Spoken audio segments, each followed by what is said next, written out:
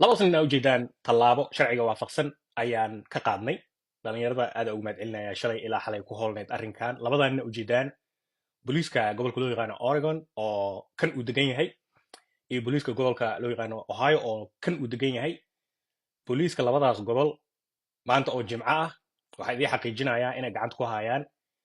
nimankan dukumentiyadooda oo ay ku jiraan wejiyadooda iyo muuqaalada ay soo dhigeen iyo falalka ee laga yaabo inay noqon karaan falal argagixisnimo dhegeyst falalka raggan ay sameeyeen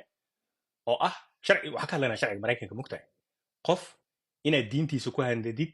oo weliba adigoo kas iyo maag og qofkaas inay noloshiisa halis geli karto qofkaas fal argagixiso ayaa lagu soo oogi karaa marka raggan waxyaabihii ay sameeyeen iyo ololaha iyo abaabulka iyo waxaas ay sameynayeen oo dhan booliiska markuu arkay wuxuu dhahay yes waa kiis halistiisa wato waaye sidoo kale booliiska labadaas gobol waxay la shaqayn doonaan kuwa loo yaqaan homeland securityga iyo sidoo kale FBI da adiga marka tallaabada waa qaadnay intaas horta waxaa rabay inaa idin ogeysiiyo raggan falalka ay sameeyeen waa sax waa qof nafsadiisa ayaa halis ku geli karto falkaas wuxuu noqon karaa markii la fiiriyo sharciga maraykanka fal argagixisuu noqon karaa qofka uu sameynayo rag waxaa jiro hadda ka hor badan loo xiray adiga waxaas dhan kaba soo tagba meel fududaa kaaga soo qabana ninkaana ujeedaan ninkaan nin muslim waaye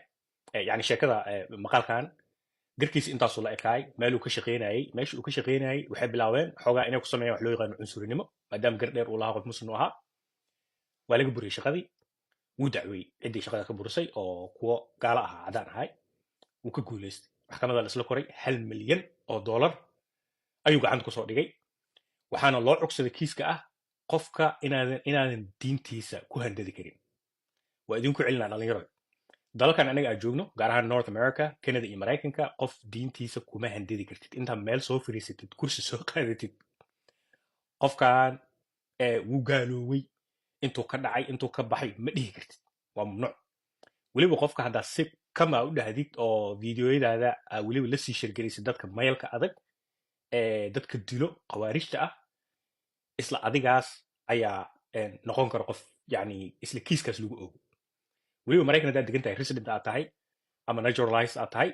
sida raggan oo kale halisteeda ay wadataa marka horta intaas waxaa rabay inaan idinka dabageeyo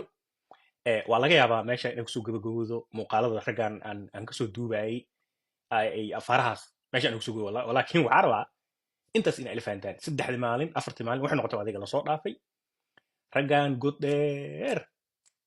ay sii qoteen waana ku dhaceen isbuucyada soo socdo bilaha soo socdo ayaga iyo CIA iyo FBI da iyo booliiska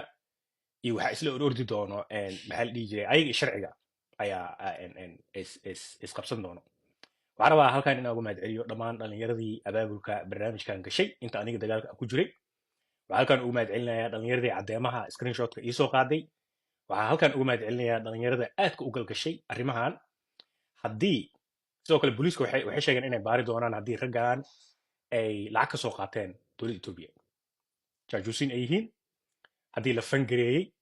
haddii lacag un si un ay jirto tallaabadii ugu horreysa horta booliiska aan kula xiriirin taasay ahayd dadkan ma jaajuusin dal shisheeye waa dembi ogow adigoo dal shisheeye jaajuus oo lacag ka soo qaadatay qof maraykan u dhashay oo baasboor wato inaa handadid aa burbursatid adigoo jaajuusnimo ku raadinayo taas laftirkeedaaba dembi ah marka labadaas dhiiqo ay raggaas ku jiraan kuwa kale ee ingiriiska iyo kasoo qiiqayliyey ayaga kiiskooda waa ka fikri doonaa waxa ka samayn doono laakiin kuwa maraykanka joogay tallaabo sharciga ka qaadnay intaas raba inaan fahansiiyo bes waana ka baxay macsalaam